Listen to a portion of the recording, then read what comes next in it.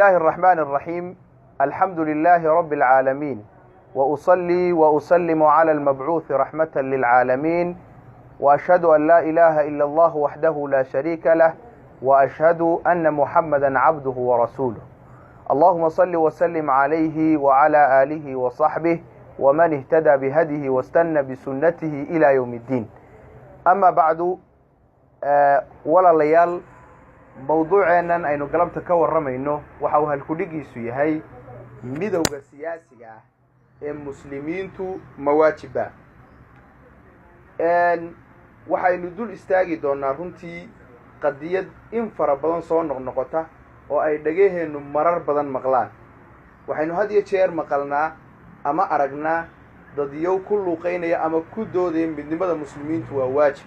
iyagoo u jeeda midnimo siyaasiya oo muslimiinta dhex marta, ama in dadka muslimiinta ay hal dal iyo hal madaxweyne yeeshaan. runtii waa fikrad iyo aragti si guud ugu faaftay caalamka islaamka, gaar ahaanna bulshada afka soomaaliga ku hadasha. waxaad had iyo jeer la kulmaysaa qof soomaaliya oo jibaysan oo kule soomaalidu inay midowdaa waa waajib oo ay siyaasad ku midowdaa, waayo waa isku diin oo waa isku isir oo waa isku af oo waa isku dhaqan oo waa isku deegaan. anugu ka hadli maayo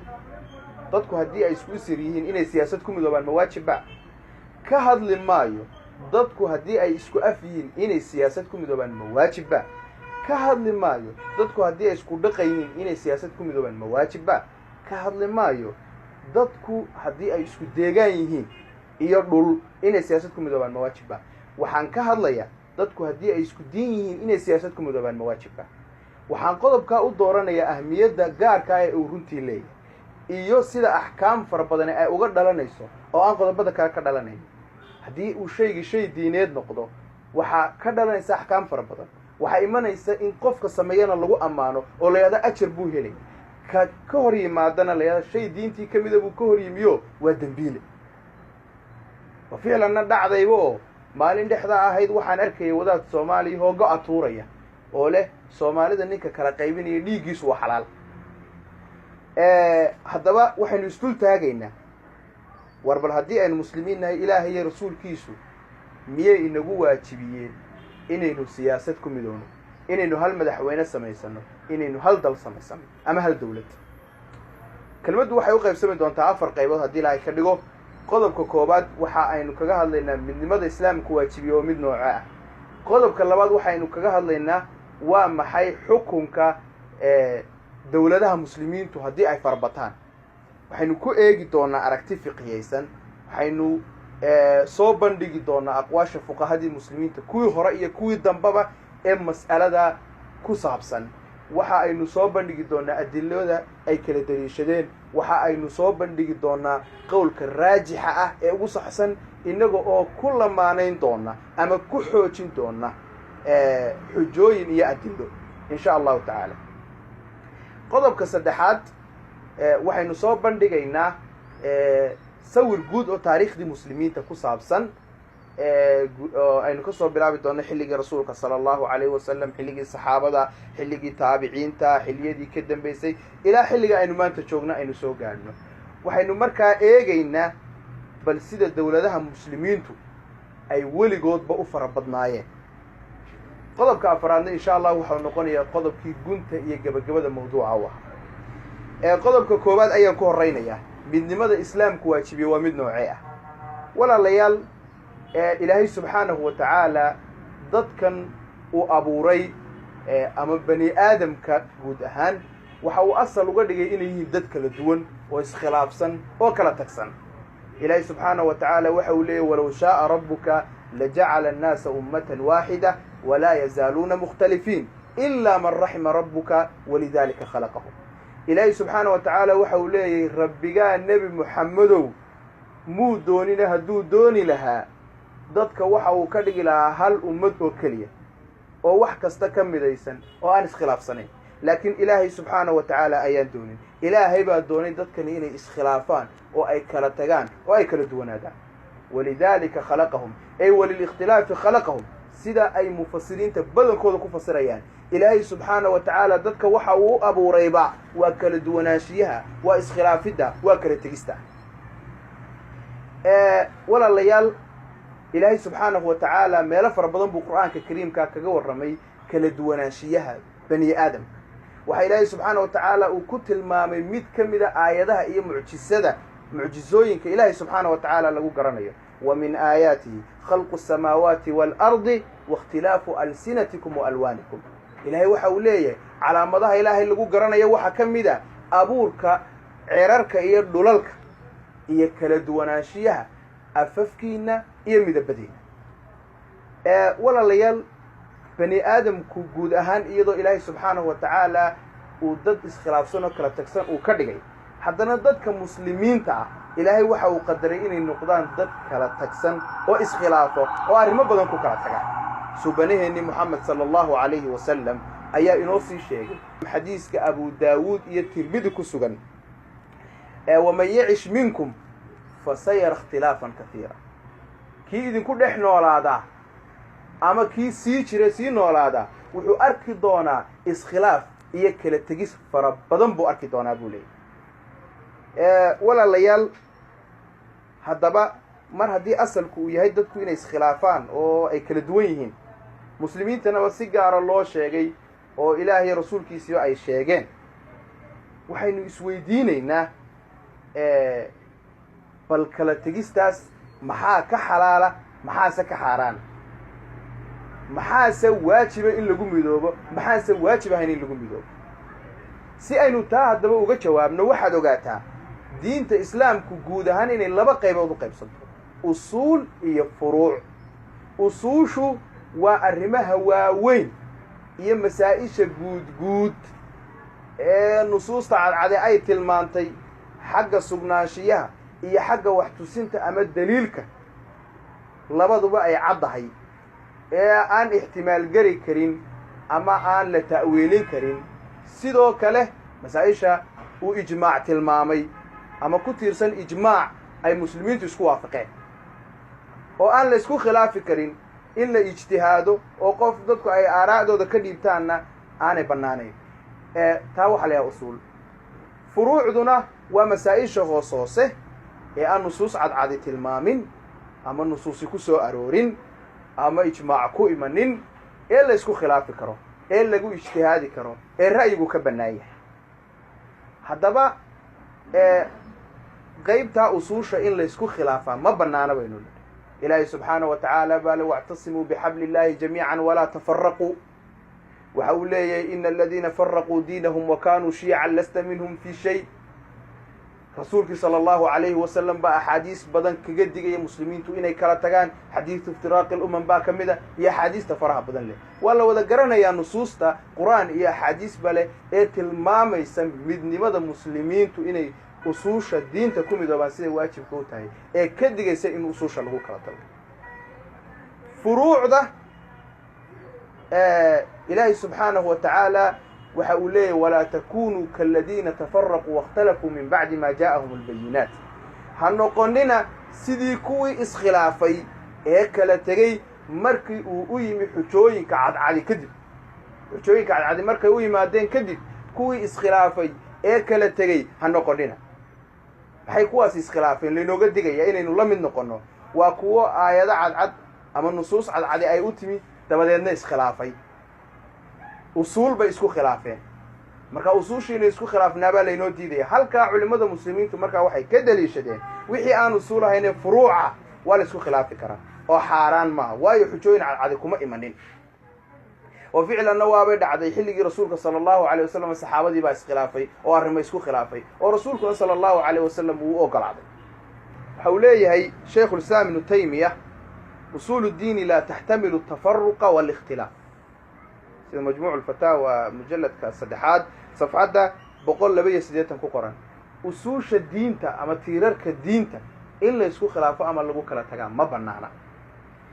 imaamu shaatibi fi lictisaam mujalladka 2 safxadda 468 waxa uu leeyahay: wainamaa yanshau tafaruqu cinda wuquuci almukhaalafa fi lumuuri alkuliya. tafaruqu waxa uu imanayaa tafaruqii xaaraanta ee laga digay wuxuu imanayaa keliya marka la isku khilaafo ama lagu kala tago arrimihii waaweynaa iyo usuushii diinta. ibnu alcarabi fi axkaam alqur'aan waxa uu leeyahay tafaruqa la diidaya muslimiinta laga xaaraantinimeeyey 3 qaybood ayuu ku soo ururaya. ka koobaad التفرق في العقائد، التفرق في القلوب، iyo التخطئة في الفروع. وصدحaasuu leeyahy in lagu kala tago caqaa'idda iyo in lagu kala tago quluubta oo dadkii muslimiinta ay isnacaan oo isxaasidaan oo waka, iyo ka saddexaad oo ah in la isku ceebeeyo wixii furuuca ee lagu kala duwan yahay ama lagu kala aragti duwan yahay ama la isku khilaafo.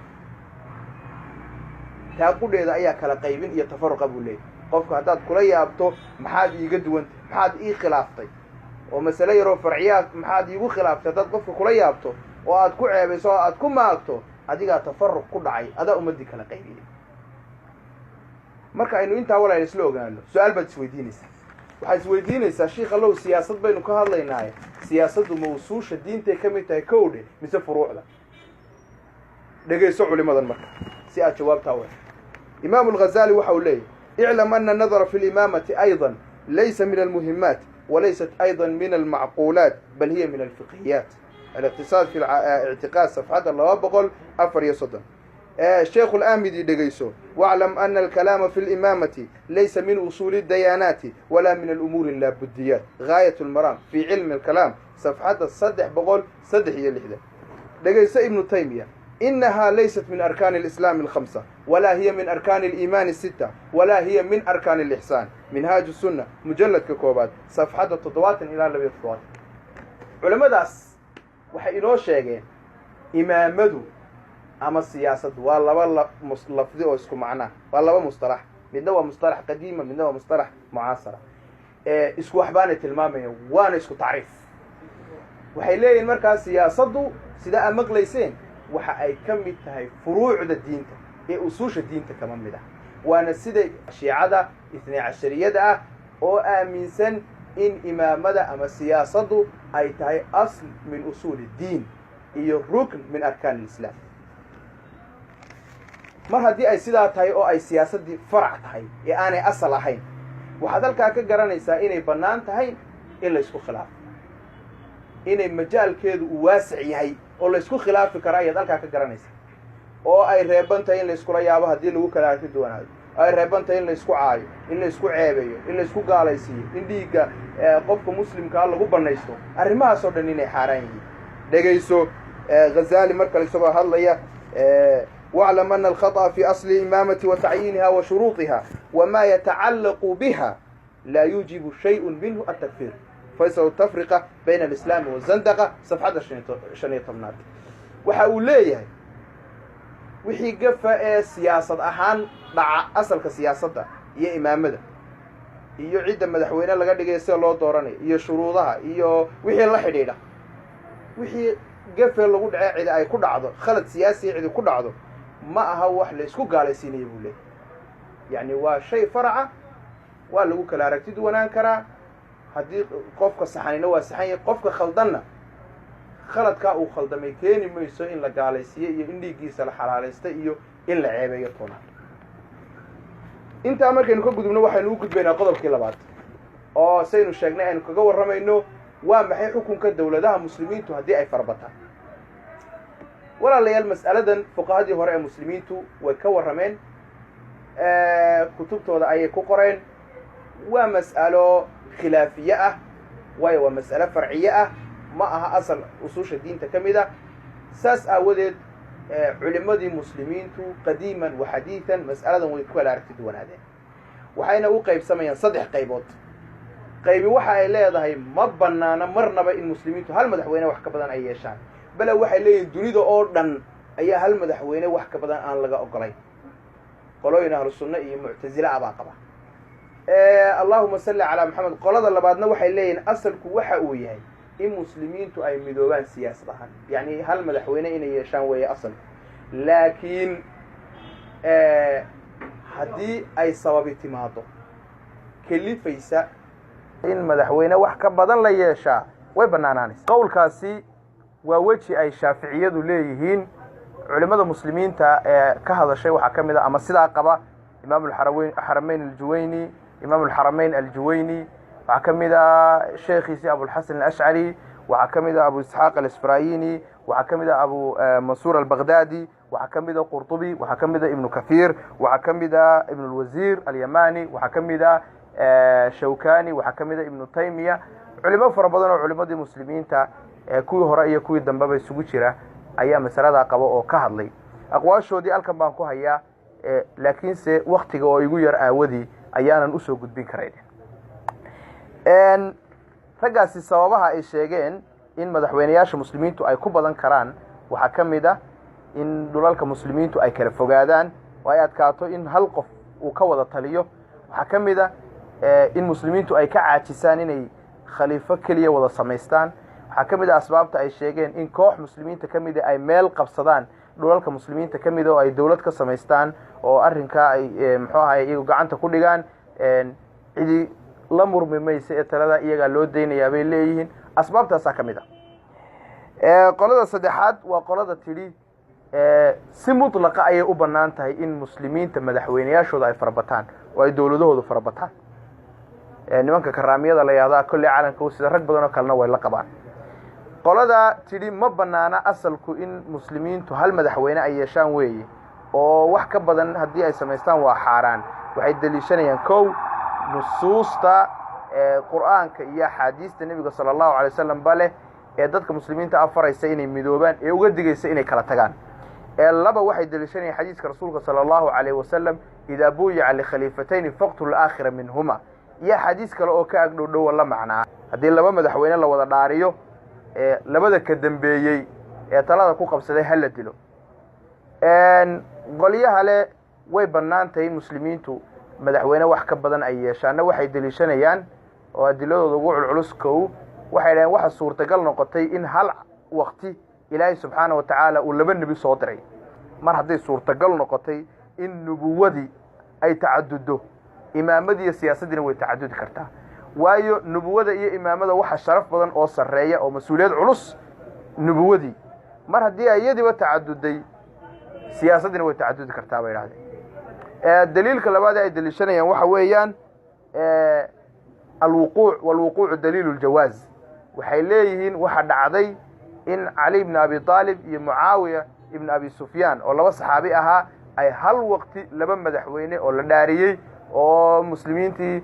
mid walba qaybe ay dooratay oo ay bayco ka qaaday muxuu ahaayey ayaa dhacday labadaba in hal mar la wada doortay oo ay isku mar ahaayeen baa dhacday mar haddii ay dhacdayna way bannaan tahay bay oo ay saxaabadii rasuulku sala allahu calay wasalam sidaa yeeleen sidii aan horeba u sheegay waxaynu sheegaynaa qowlka raajixa ah qowlka raajixa waa qowlka leh way bannaan tahay mutlaqan in muxuu madaxweynayaasha muslimiintu ay farabataan oo dawladahooda ay farabataan mutlaqan way bannaan tahay qowlkaasaa raajixa waynu sheegaynaa waxaynu ku xoojinayno balse ka jawaabaynaa labadii daliil ee ay daliishadeen niman kale marnaba ma bannaano muslimiintu inay hal madaxweyne wax ka badan yeeshaan labadooda daliilka koobaad waxa uu ahaa aayadaha iyo axaadiista ina faraya muslimiintu inay midoobaan ee inooga digaya in la kala tago nusuustaas waxaynu leenahay waxa u daliishateen fii gayri maxalliha nusuustaasi waxa ay tilmaamaysaa usuusha diinta ayay ka warramaysaa tiirarka diinta jiridaha diintu ay ku taagan tahay bay ka warramaysaa oo ay leedahay ha lagu midoobo yaan lagu kala tegin laakiin furuucda diinta ka hadli mayso siyaasadduna waxa ay ka mid tahay furuucda diinta daliilkoodii labaad waxa waa xadiiskii ahaa idaa buyica likhalifatayni faqtulu laakhira minhuma inkastoo uu ka mid yahay axaadiista muslim lagaga daba tegay haddana axaadiis kale oo ka agdhowo la macnaaho badan baa jiro bukhaari iyo muslimba ku sugan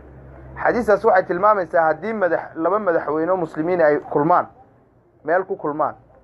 kii labada dambeeyey hala dilo bimacnaa haddii ay isku qabsadaan oo midi uu ku qabsado madaxweyne meel haysta kaa dambe ee wax qabsanaya hala dilo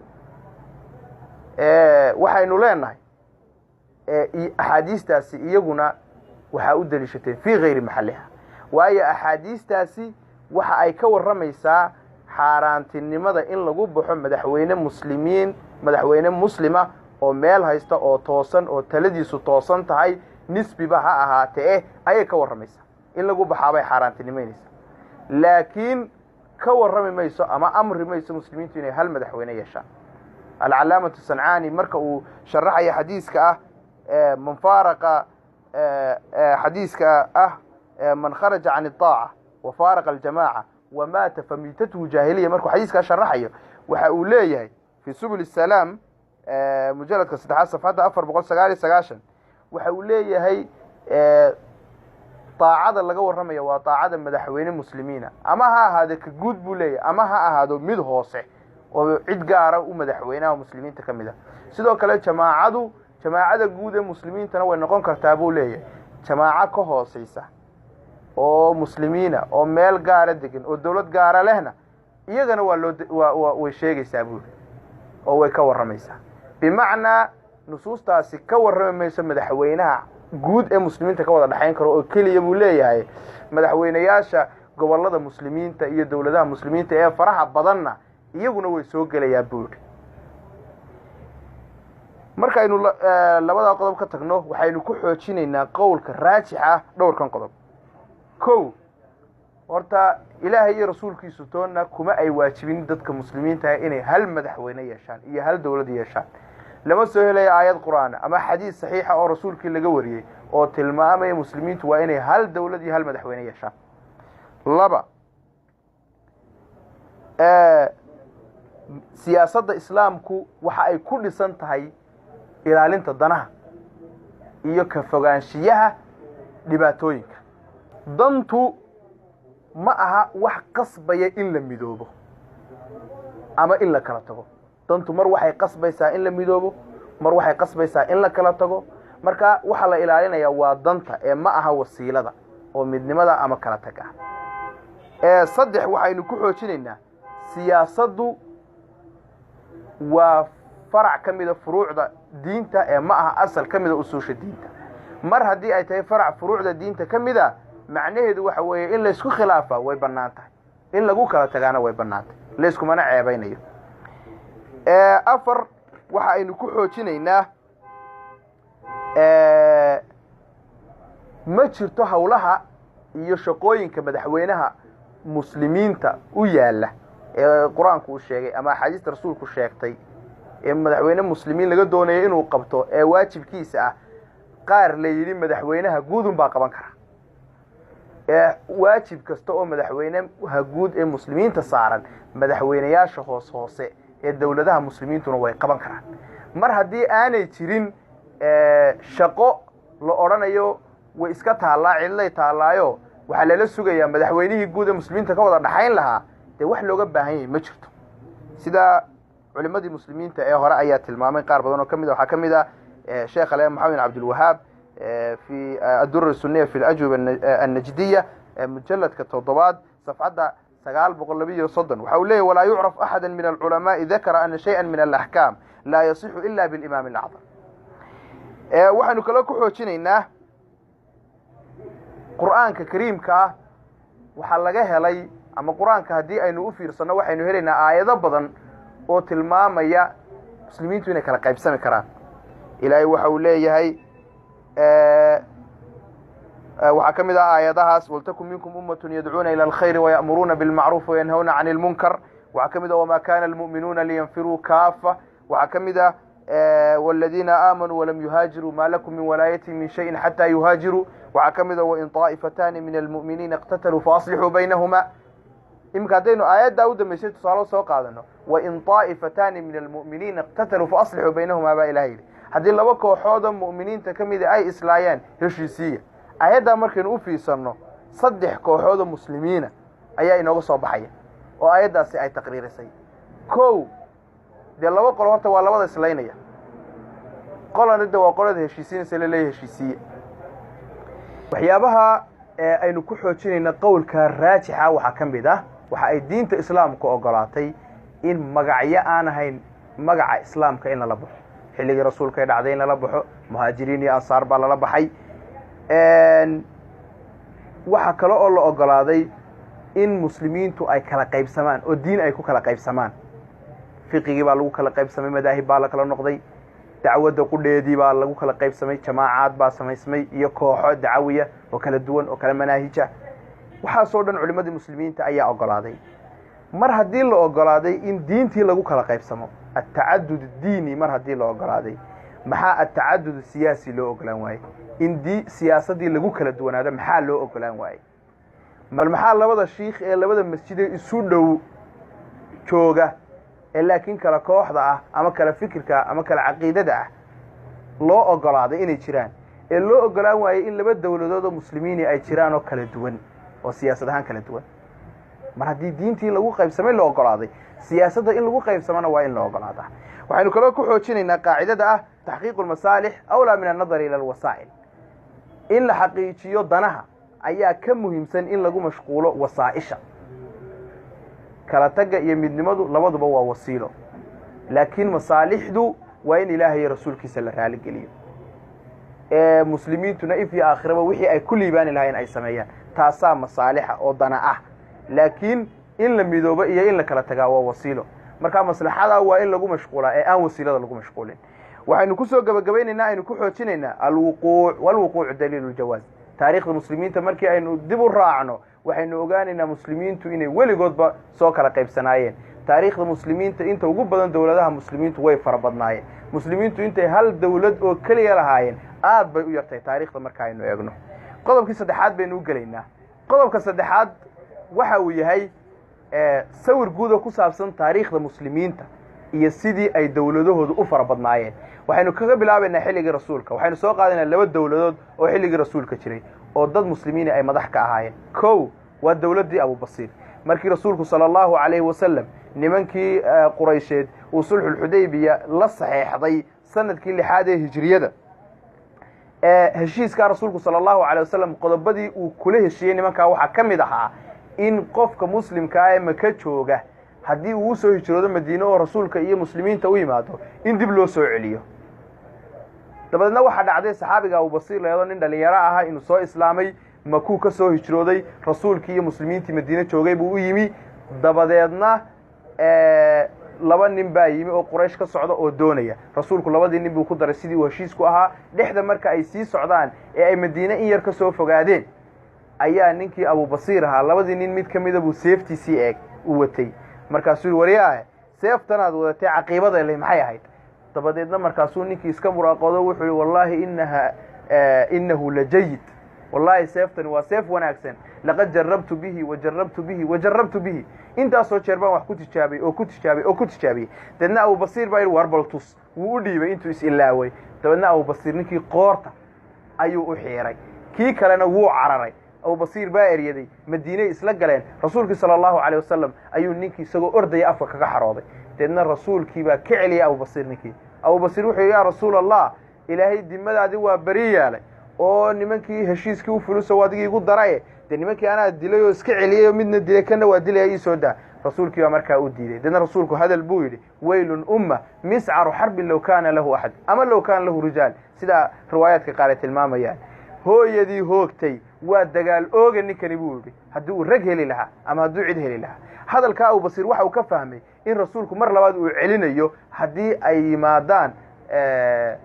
quraysh cid ka socoto isagii doonaysa dabadeedna wuu baxsaday xeebtuu galay halkaasuu keligii dawlad ka samaystay saxaabadii kale ee madiine maka ku sugnaa ee qurayshtu halkaa ku dhibaysay ee hadday rasuulka usoo hijroodaan dib loo soo celinayna markay maqleen nin abubasiir la yidhaahdo ayaa meeshaa galay isagii bay u tageen meeshii ciidan buu ku urursay dawlad buu ka samaystay quraysh buu dagaalla ku qaaday kolooyooyinkoodii shaam ka imanayey iyobuu dhexda u galay dagaalluu ka qaaday waxbuu ka dhacay yacni waxa uu noqday nin dawlad halkaa ka shaqaynaysa samaystay oo wadnaha u gashay nimankii quraysheed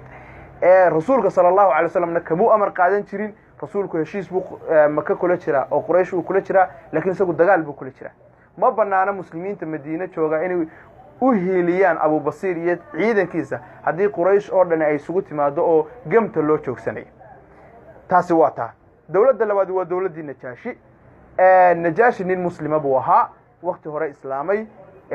in badan buu markaa waxa weeyaan isagoo islaama uu xukunka hayay ardulxabasha waxa uu dhintay sanadkii 9aad ee hijriyada iyadoo nebigu madiine jooga sala allahu calayh wasalam muslimiintuna ay xoog leeyihiin